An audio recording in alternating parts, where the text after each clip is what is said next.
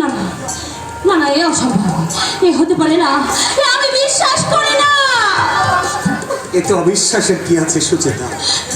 একটু আগে তোমার গলা থেকে এই হাতটা ছিনতাই হয়েছে, এমন নির্ভুল সত্যটাকে তুমি অস্বীকার করবে কেমন করে?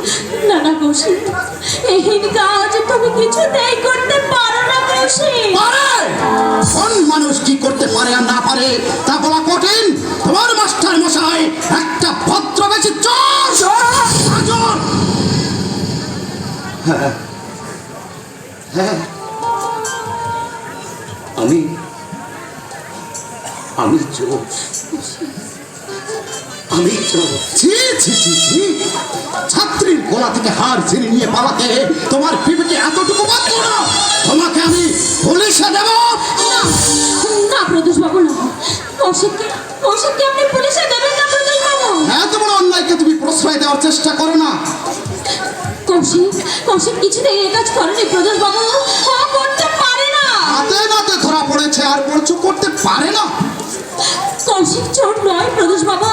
শতবার বলবো, চোর চোর চোর। আমি চোর, আমি চোর। কৌশিক, আমাকে আমাকে আমাকে আপনি আমাকে আমাকে তুমি ভুলে যেও সুচিতা। কৌশিক, আমার এই বর্তমান পরিচয় তোমার কাছে আসল পরিচয় হয়ে থাকুক।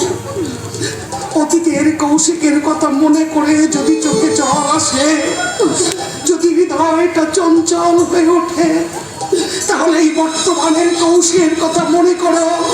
তাহলে দুঃখের পরিবর্তে তাকে ঘৃণা করতে পারবে।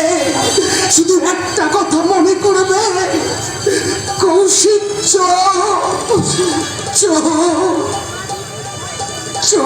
শুধু ওকে মনে করতে হবে না, খালি খবরের কাগজের বড় বড় অক্ষরে লেখা হবে ছাত্রীর গলা থেকে গৃহ শিক্ষকের হার ছিনতাইয়ের মধুর কাহিনী। থানায় চলো।